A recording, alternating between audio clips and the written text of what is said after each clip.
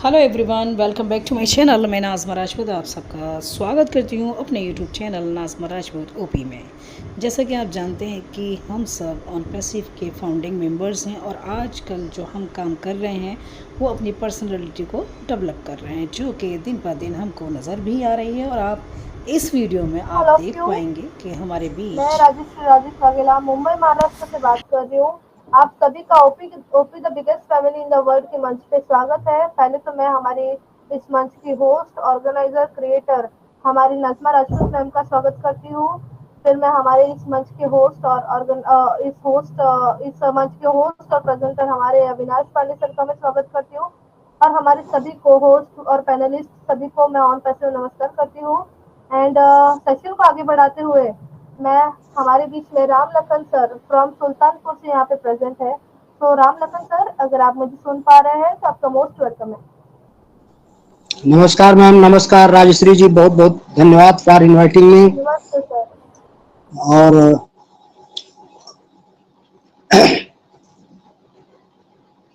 मैं अभी अभी तुरंत ज्वाइन हुआ हूँ। मैं अपना जो है अभी प्रेजेंटेशन देने की पोजीशन में बिल्कुल आ रहा हूँ मैं अभी। तो इंट्रोडक्शन में मैं राम लखन सरोज, सुल्तानपुर, उत्तर प्रदेश, इंडिया से आज के इस खूबसूरत मंच Onpassive the biggest family in the world के डेडिकेटर्स मंच से सबसे पहले अपनी organiser, mentor and host, creator madam Nazma Rajput ji को वेलकम करता हूं, तथा हमारी another host mister Avinash Pandey sir को भी वेलकम करता हूं, और हमारी second host miss Rajesh Baghela ji को भी मैं वेलकम करता हूं। और इसके साथ साथ ही हमारे सारे को होस्ट मैडम रामला साहा जी, भोलानाथ वर्मा जी, मनीर बाली जी एंड सुकांति मसांता जी, सादीलाल जी, जो भी प्रेजेंट्स हैं यहाँ पर। उसके बाद हमारे पार्टिसिपेंट्स जो आज इस मंच पर विराजमान हैं, आज जो यहाँ पर उपस्थित हैं, उन सभी का मैं स्वागत, वंदन और अभिनंदन करता हूँ, तथा सभी अपने मित्रों को, भाइयों बहनों को एक बार नमस्कार और तथा हम सभी पार्टिसिपेंट्स के अच्छे स्वास्थ्य के लिए ईश्वर से शुभकामना करते हैं। प्रिय दोस्तों, हमेशा की तरह आज भी हम सभी को एक टॉपिक दिया गया है हमारे नाज़मा मैडम की तरफ से और हमारे अविनाश पांडे सर की तरफ से। एक जो टॉपिक आज दिया गया है उस पर तो मैं बात करूंगा ही, और टॉपिक भी बहुत भावनात्मक है, भावनात्मक है और टोटल भावना से जुड़ा हुआ है और साइकोलॉजी से जुड़ा हुआ है। तो इसमें इसके बारे में कुछ मैंने आसान तरीके से इसको कोशिश की है कि इसको मैं इसके बारे में कुछ व्याख्यात्मक बयान या बातें कर सकूं। और आसानी से लिए कि जो चीजें इस तरह की होती हैं इनको समझने में थोड़ा सा तकलीफ होती है, हमको भी हुई, लेकिन थोड़ा सा हम इसको संक्षिप्त और ये करके मैंने तैयार किया है आप लोगों के लिए। आशा है कि आप लोग सुनेंगे और आप लोगों को पसंद भी आएगा। तो आज का जो टॉपिक है वो है इमोशनल इंटेलिजेंस, या इसको ईक्यू भी बोलते हैं। हिंदी में बोलते हैं भावनात्मक या संवेगात्मक बुद्धिमत्ता। और अब ये क्या है? भावना इमोशनल है तो सीधा सा है, भावना से जुड़ा हुआ है, हमारे इमोशन से जुड़ा हुआ ये टॉपिक है। तो भावनात्मक बुद्धिमत्ता या ईक्यू क्या है? तो भावनात्मक बुद्धिमत्ता, जिसे भावनात्मक भागफल या ईक्यू भी कहा जाता है, तनाव को दूर करने, प्रभावी ढंग से संवाद करने, दूसरे के साथ सहानुभूति रखने, चुनौतियों पर विजय पाने और संघर्ष को शांत करने के लिए सकारात्मक तरीकों से अपनी भावनाओं को समझने, उपयोग करने और प्रबंधित करने की क्षमता है। क्या क्षमता है? इतनी क्षमताएं अगर आप रखते हैं तो आप समझ लीजिए कि भावनात्मक बुद्धिमत्ता आपके अंदर है। EQ है, EQ को का फुल फॉर्म होता है इमोशनल क्वेशंट। जैसे EQ होता है, IQ होता है, तो इस तरह से EQ का मतलब है भावनात्मक बुद्धिमत्ता या इमोशनल क्वेशंट। तो ये सब चीजें अगर आपके पास हैं जो मैंने ऊपर बताई, तो आप समझ लीजिए कि आप भावनात्मक बुद्धिमत्ता से लैस हैं, आप उसके रिच हैं, धनी हैं, और आप चीजों को अच्छी तरह से प्रबंधित कर सकते हैं। तो हम ये कह रहे थे कि भावनात्मक बुद्धिमत्ता जो है आपको मजबूत रिश्ते बनाने, कार्य में सफल होने और अपने करियर और व्यक्तिगत लक्ष्यों को प्राप्त करने में मदद करती है। इरादे को कार्यवाही में बदलने, इरादे के मतलब जो आप प्लानिंग करते हैं उसको कार्यवाही में बदलने, महत्वपूर्ण चीजों के बारे में सूचित निर्णय मतलब लेने, महत्वपूर्ण चीजों के बारे में सूचित निर्णय लेने, सूचित निर्णय मैंने जो लिस्टेड है उन निर्णयों को लेने में मदद कर सकती है। तो हम फिर से इसको थोड़ा सा शार्ट में विश्लेषण करते हैं कि भावनात्मक बुद्धिमत्ता से तात्पर्य किसी व्यक्ति की अपनी भावनाओं को प्रबंधित करने मतलब मैनेज करने, अपनी भावनाओं को मैनेज करने, और मैनेज करने में जितनी उपयोगिता ऊपर बताई गई है उन सब में आप खरे उतरे, समझ लो आपने अपनी भावनाओं को मैनेज किया है। तो कहने का मतलब ये हुआ कि भावनात्मक बुद्धिमत्ता से तात्पर्य किसी व्यक्ति की अपनी भावनाओं को प्रबंधित करने और नियंत्रित करने की क्षमता से है। मतलब उसको आप प्रबंधित करें और नियंत्रित करें, मतलब कंट्रोल करें, वो क्षमता अगर है, और साथ ही दूसरों की भावनाओं को नियंत्रित करने की क्षमता भी रखता है आपका भावनात्मक बुद्धिमत्ता। दूसरे शब्दों में वह अन्य लोगों की भावनाओं को भी प्रभावित कर सकते हैं।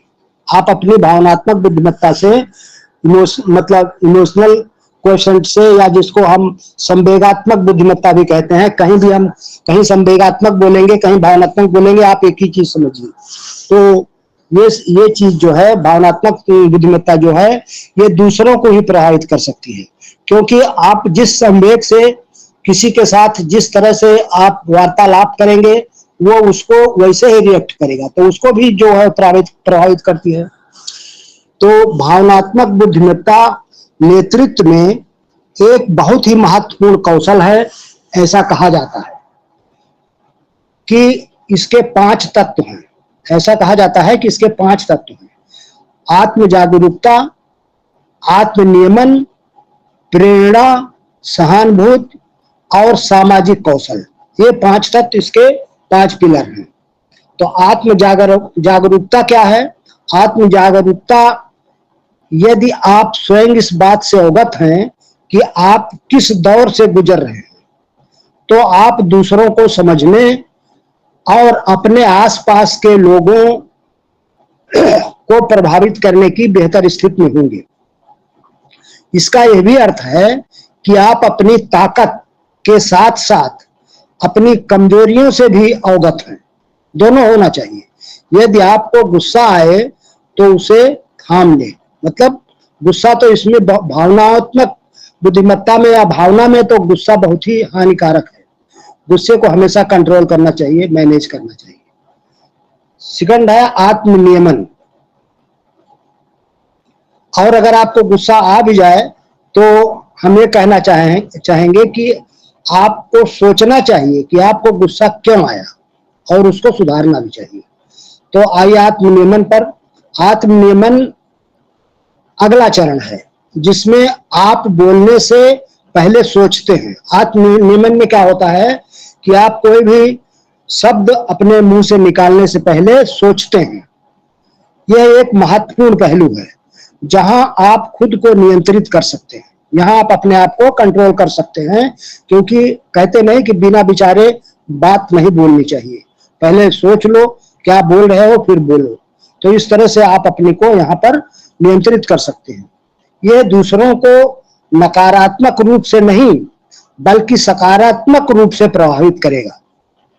यदि गलती आप किए हैं या गलती आपसे हुई है तो खुद को जिम्मेदार ठहराएं और हर स्थिति में शांत रहने की कोशिश करें। तो मतलब जिम्मेदार भी अपने आप को ठहराएं अगर गलती हमसे हुई है तो, और स्थिति में शांत रहने की कोशिश करें। थर्ड है प्रेरणा। क्या है प्रेरणा?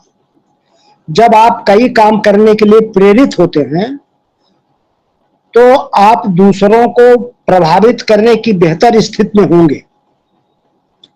जब आप किसी को प्रेरित कर रहे हैं या खुद प्रेरित हो रहे हैं तो आप दूसरों को प्रभावित करने की बेहतर स्थिति में होंगे। ये टोटल भावनात्मक है, सिर्फ माइंड से सोचने की बात है। अगर आप अपने आप को उस स्थिति में रखेंगे तो बातें समझ में आएंगी। अपने लक्ष्यों की ओर लगातार काम करें। अपने कर्मचारियों को दिखाएं, जैसे आपके अंडर में कुछ कर्मचारी काम कर रहे हैं या आप एक मालिक हैं किसी कंपनी की, छोटी चाहे बड़ी, तो आपके अंडर में जो कर्मचारी हैं उन कर्मचारियों को दिखाएं कि काम कैसे किया जाता है और उदाहरण पेश करें। पता ना लगने दें यदि आप किसी चुनौती का सामना कर रहे हैं तो भी। मान लो आप किसी चुनौती का सामना कर रहे हैं, किसी परेशानी में हैं, तो उसका अपने कर्मचारियों को पता ना लगने दें और आप एक उदाहरण पेश करें और अपने कार्य को उनको दिखाएं कि कैसे कार्य किया जाता है। यह है प्रेरणा। फोर्थ है सहानुभूति। क्या है? जब आप खुद को दूसरे की जगह रखकर किसी स्थिति के बारे में सोचते हैं तो इसे सहानुभूति कहते हैं। सहानुभूति सचमुच इसी को कहते हैं जैसे एक कोई परेशान व्यक्ति सामने हमारे खड़ा है, कोई गरीब व्यक्ति हमारे सामने खड़ा है, कोई मांगने वाला बेगर हमारे सामने खड़ा है, तो हमको उस पर सहानुभूति आती है, दया आती है। तो क्या होता है, ऐसा लगता है कि आज अगर मैं उस स्थिति में होता या वहां खड़ा होता तो क्या होता। तो सहानुभूति वही होती है, उसी को सहानुभूति कहा जाता है। तो जब आप खुद को दूसरे की जगह रखकर किसी स्थिति के बारे में सोचते हैं तो इसे सहानुभूति कहते हैं। अगर आप उनका सम्मान पाना चाहते हैं तो हर सफल लीड को दूसरों के साथ सहानुभूति रखना आना चाहिए। हर सफल लीड माने लीडर को, लीड करने वाले को लीड कहा जाएगा, वो तो लीडर ही हुआ। तो हर सफल लीड को दूसरों के साथ सहानुभूति रखना आना चाहिए। लास्ट है सामाजिक कौशल। क्या है? तो अंतिम पहलू सामाजिक कौशल है और यह महत्वपूर्ण पहलुओं में से एक है। सामाजिक कौशल आपके दृष्टिकोण को संप्रेषित करने के बारे में है। मतलब आपका जो विजन है, जो दृष्टिकोण है, उसको संप्रेषित करने के बारे में है, मतलब दूसरों तक पहुंचाने के बारे में है। वह दूसरों के साथ तालमेल बिठाने में सक्षम होते हैं। ऐसे लोग जो सामाजिक कौशल उनके पास है और इस तरह की का जो है बुद्धिमत्ता उनके पास है, तो वो जो है तालमेल बिठाने में सक्षम होते हैं दूसरों के साथ, जो रिश्ते को और अधिक सहज बनाता है। तो अगर आप तालमेल बैठाएंगे किसी के साथ तो रिश्ते को और अधिक सहज बनाएगा ही, वो सहज बनाता है रिश्ते को। तो अब आइए बात करते हैं भावनात्मक या संवेगात्मक बुद्धि का महत्व क्या है। ये जो आज का टॉपिक है उस बुद्धि का महत्व क्या है। तो सांवेगिक बुद्धि में हमारे व्यवहार और उसके परिणामों को असंख्य क्षेत्रों में, जिसकी कोई गिनती नहीं है, असंख्य क्षेत्रों में प्रभावित करने की क्षमता है। चाहे ये हमारे सामाजिक संबंध हो या पेशेवर निष्पादन। पेशेवर निष्पादन है तो कोई ट्रेडिशनल काम आप कर रहे हैं किसी फैक्ट्री में कहीं, तो चाहे वो पेशेवर काम का निष्पादन हो या जो है कोई संबंध हो या व्यवहार हो, तो सांवेगिक रूप से बुद्धिमान व्यक्ति अपने संवेगों को बेहतर ढंग से समझने और प्रबंधित करने मतलब मैनेज करने और स्वस्थ पारस्परिक संबंधों को प्रोत्साहित करने में सक्षम होता है। आइए उदाहरण देखें। आप थोड़ा सा उदाहरण देकर के मैं समझाना चाहता हूं कि ये संवेदन मतलब ये जो संवेदनात्मक बुद्धिमत्ता है, इसमें अगर इसमें हम रिच नहीं है या इसको हम अप्लाई नहीं करते हैं जो इसके नियम है उसके अनुसार, तो हम क्या नुकसान उठा सकते हैं। इस पर एक छोटा सा उदाहरण मैं देना चाहूंगा कि किसी कंपनी में दो व्यक्ति बिक्री प्रबंधक के रूप में काम करते हैं। बिक्री प्रबंधक सेल मैनेजर के रूप में काम करते हैं। सेल्स मैनेजर के रूप में किसी विशेष दिन लक्ष्य, विशेष दिन माने कोई स्पेशल डे रहा होगा, जैसे अभी बकरीद आ रही, ईद आ रही है, कोई दिवाली का त्योहार है, सेल ज्यादा बढ़ जाती है। इस तरह से कोई सेल ज्यादा बढ़ने का समय रहा होगा, विशेष दिन रहा होगा, तो विशेष दिन पूरा नहीं करने मतलब कि विशेष दिन की बात है कि वो लोग जो हैं क्या नाम किसी विशेष दिन लक्ष्य को पूरा नहीं करने मतलब पूरा नहीं करने और ग्राहकों को संतुष्ट करने में सक्षम नहीं होने से वो जो दो मैनेजर हैं सेल्स मैनेजर, वो किसी विशेष दिन में अपने लक्ष्य को पूरा नहीं करने और ग्राहकों को संतुष्ट नहीं कर पाने में सक्षम नहीं हुए, मतलब वो सक्षम नहीं हुए ग्राहकों को संतुष्ट करने में। तो उसके चलते दोनों को अपने वरिष्ठ अधिकारी से, उनसे जो ऊपर का अधिकारी है उससे डांट पड़ती है। तो डांट पड़ेगी ही, अगर अच्छा काम नहीं होगा तो किसी फिलहाल डांट पड़ती है। उच्च सांवेगिक बुद्धि वाली बिक्री प्रबंधक, अब देखिए एक सांवेगिक बुद्धि वाली लेडीज है जो मैनेजर है, सेल्स मैनेजर है, तो उच्च सांवेगिक बुद्धि वाली बिक्री प्रबंधक जो है उसको मान लो हम ए मान लेते हैं। तो ए जो है डांटे जाने पर उसके द्वारा महसूस की जाने वाली कुंठा समझने में सक्षम है। मतलब वो मैनेजर वरिष्ठ अधिकारी जो उसको डांटा, उसके द्वारा महसूस की जाने वाली कुंठा और अपने भी स्वभाव या अपने भी माइंड को समझने में वो सक्षम है। वो अधिकारी के व्यवहार से कुछ महसूस करती है, परंतु उससे हुई गलतियों की समझने में सक्षम है। उससे हुई जो गलती है उसको भी समझने में सक्षम है और उसको मान रही है। इससे परिणाम यह निकलता है कि वो अपने क्रोध को प्रबंधित करती है। क्रोध ही इसमें सबसे बड़ा हानिकारक है। तो क्या करती है, वो अपने क्रोध को प्रबंधित करती है, मैनेज करती है और भविष्य में अपने निष्पादन में सुधार के लिए रचनात्मक तरीके से इसे निर्देशित करती है। मतलब इसको रचनात्मक तरीके से जो है आगे वो अपना काम निर्देशित करती है, जो भी काम कर रही है सेल्स में।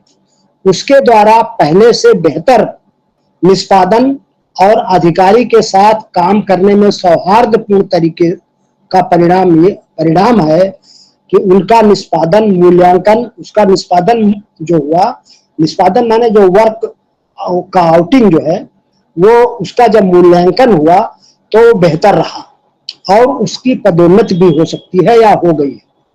तो ये फल मिला उसको अगर उसने जो है अपनी बुद्धि को संवेगात्मक रखा या भावनात्मक बुद्धि कौशल को उसने रखा, तो वो क्रोध नहीं की, झगड़ा नहीं कर ली। तो इस तरह से आप क्या भावना रखते हैं, चाहे ये तो यहाँ एक ए को हमने बताया, बी को भी बताऊंगा। अभी गार्जियन है, माँ बाप है, अपने बच्चे को डांट देते हैं, तो वहां भी तो वही भावना काम करती है। वही जरूरी है कि वो किसी ट्रेड में हो, किसी व्यापार में हो, किसी कंपनी में हो, हर जगह इसकी जरूरत है।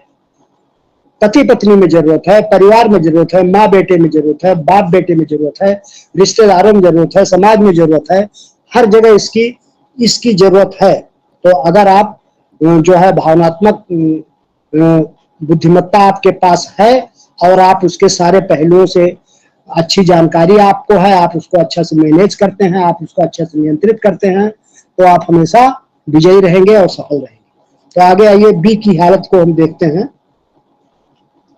दूसरी ओर सांवेगिक बुद्धि में कमतर, कमतर माने जिसके पास कम सांवेगिक बुद्धि है, जो बिक्री प्रबंधक बी अगर उसको हम मान लेते हैं, तो पेशेवर पहलुओं में लक्ष्य होने, डाटा बराबर दोनों के एक साथ ही है, उसके अधिकारी ने दोनों को बराबर ही डाटा, अलग से नहीं डाटा किसी को। तो कमतर बिक्री प्रबंधक बी पेशेवर पहलुओं में सूक्ष्म, मतलब पहलुओं में लक्ष्य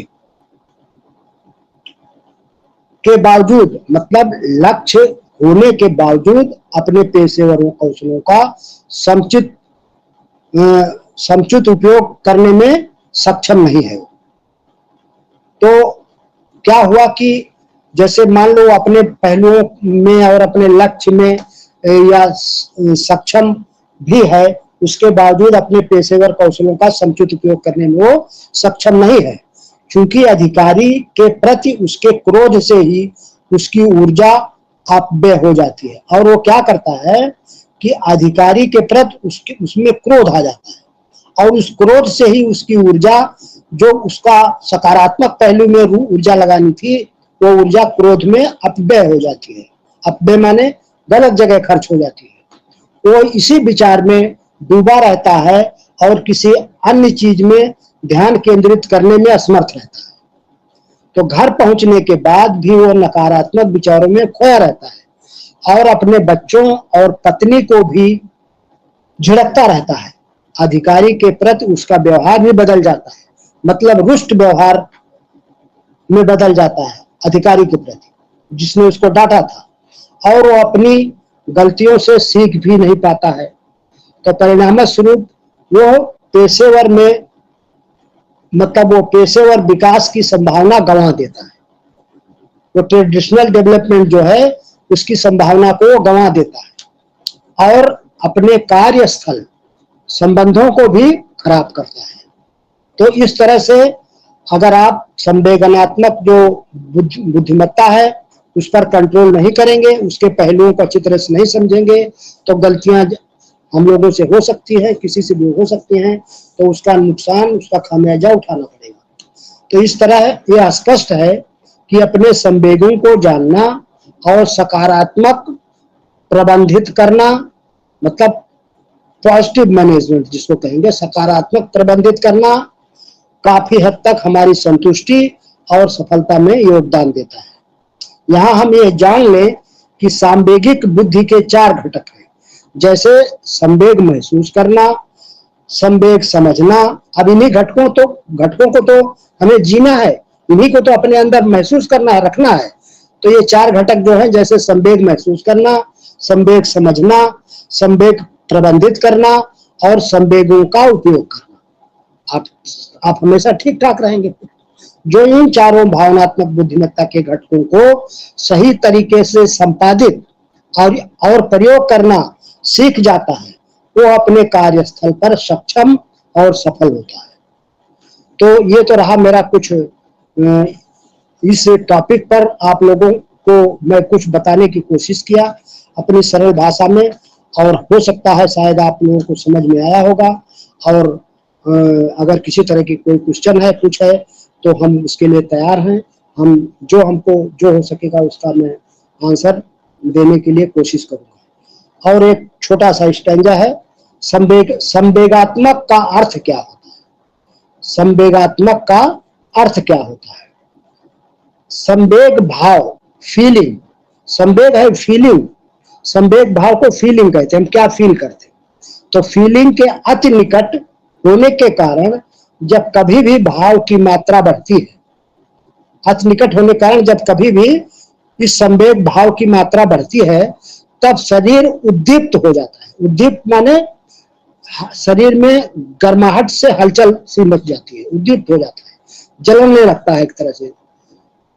और उद्दीप्त अवस्था को ही संवेग, उद्दीप्त अवस्था को ही संवेग कहते हैं। और ये कितने टुकड़ों में टूटता है, उन टुकड़ों में आप क्या पकड़ना चाहते हैं, ये थोड़ा सा देख लीजिए। जब वो संवेग उद्दीप्त होगा, उद्दीप्त अवस्था में वो संवेग आएगा, तो कैसे टूटेगा, किसमें टूटेगा? भय, क्रोध, प्रेम, ईर्ष्या, जिज्ञासा, चिंता, दुख, और शर्म, जिसको सेम कहते हैं, इन सब टुकड़ों में टूट जाएगा। और इन सब टुकड़ों में जब टूट जाएगा तो आप किसको पकड़ेंगे? अपनी भावना के अनुसार, अपनी जो है दिमाग के अनुसार, अपनी स्थिति के अनुसार। अब आप इनमें कुछ भी पकड़ सकते हैं, भय पकड़ लें, क्रोध पकड़ लें, प्रेम पकड़ लें कि उसे प्यार मोहब्बत से बात करें, ईर्ष्या पकड़ लें, जिज्ञासा, कुछ आपको सीखने की जिज्ञासा हो उसको पकड़ें, या चिंता हो जाए आपको, या दुख हो जाए, या आपको शर्म आए, तो इसमें आप क्या पकड़ेंगे? इतनी चीजें आप उसमें पकड़ेंगे जब संवेगात्मक जो है भाव आपके अंदर आएगा। तो ये समझने की चीज है, हम समझ रहे हैं, हम आशा करते हैं कि आप लोगों के समझ में आए। तो इमोशनल कोशेंट कहते हैं इसको, जो संवेगात्मक बुद्धिमत्ता है, इसको ईक्यू भी कहते हैं, जो जान के रखिए, इमोशनल कोशेंट। और आईक्यू भी होता है, आईक्यू के बारे में भी हम बता दें, इंटेलिजेंस कोशेंट बोलते हैं उसको, इंटेलिजेंट कोशेंट। और 4 इस तरह के क्यू होते हैं। एस क्यू होता है social quotient, and A Q होता है एडवर्सिटी कोशेंट। तो ये सब हैं जो इन सब संभागों में मतलब जाने जाते हैं, पाए जाते हैं। तो इसी के साथ मैं अभी अनपैसिव के साथ थोड़ा सा, अनपैसिव के साथ भी मैं अपना हाथ जोड़ लेना चाहता हूँ, नमन करना चाहता हूँ। सबसे पहले अपने महान सीईओ मिस्टर एस मकवारे सर को मैं सतत नमन करते हुए अपनी अनपैसिव कंपनी को भी सतत नमन करता हूँ। और बताना चाहता हूँ कि ये संवेगात्मक बुद्धिमत्ता जो है इसको मैंने बताया, अच्छा से मैंने समझाया, और आशा है आप लोगों के समझ में भी आया होगा, और इसका उपयोग आप लोग इसी लय में करेंगे जिस लय में आप समझे हैं, और इससे अपना अच्छा रिजल्ट पाएंगे और कंपनी के लिए भी अच्छा कार्य होगा। तो कहने का मतलब, आप जहां भी कार्य कर रहे हैं वहां ये फ्रिक्शन आएगा, ये संघर्ष आएगा, कहीं भी होंगे। एक वहां कोई सीनियर होगा, कोई जूनियर होगा, कोई उससे भी जूनियर होगा। तो उन सब जगहों पर, अपने घर में भी सीनियर जूनियर छोटा बड़ा होता है, समाज में भी होता है, रास्ते घाट चलते समय भी होता है, बस ट्रेन में बैठे हैं वहां भी इस तरह की संवेगात्मक बुद्धिमत्ता की जरूरत पड़ती है। तो हर जगह हम यही कहना चाहेंगे कि आप सब अपनी कंपनी में भी, कंपनी में तो विशेषकर कंपनी में इस बुद्धिमत्ता का, इस कौशल का उपयोग करके कंपनी के अच्छे के लिए हमेशा सोचें। और बहुत अच्छी अच्छी बातें जो आजकल सुनने में मिल रही हैं, या एक्सटेंशन की बात सुनने में मिल रही है, उन सब पर किसी तरह का मतलब आवेग या आवेश ना व्यक्त करें, कोई भी निगेटिव थिंकिंग ना करें, बल्कि इंतजार करें और वेट करें। अच्छे दिन आने वाले हैं। जैसा आज एक वीडियो ही मैंने देखा था ढिल्लन सर का, उसमें बहुत कुछ अच्छी बातें बताई गई हैं, और वो भी इंतजार करने के लिए बोल रहे हैं कि in future with in week, in July हम लोगों को अच्छी खुशखबरी सुनने को मिलेगी, और हम लोग खुश होंगे। हमें भी आवश्यकता है, आपको भी आवश्यकता है इस खुशी की। तो इसलिए इन्हीं शब्दों के साथ मैं अपनी वाणी को विराम देता हूँ। आशा करता हूँ आप अपने इस अनपैसिव कंपनी के साथ, अपने सीईओ के साथ, अपनी टीम के साथ, अपने इस मंच के साथ, सहयोगियों के साथ अपना अच्छे संबंध बनाए रखेंगे, और जो सहयोग अपेक्षित है कहीं भी किसी भी जगह पर, उस सहयोग को आप देते रहेंगे। इन्हीं शब्दों के साथ बहुत बहुत धन्यवाद सुनने के लिए। जय अनपैसिव, जय Bharat. We are so in it to win it. Thank you. Over to miss Rajshree ji. धन्यवाद मिस राजश्री।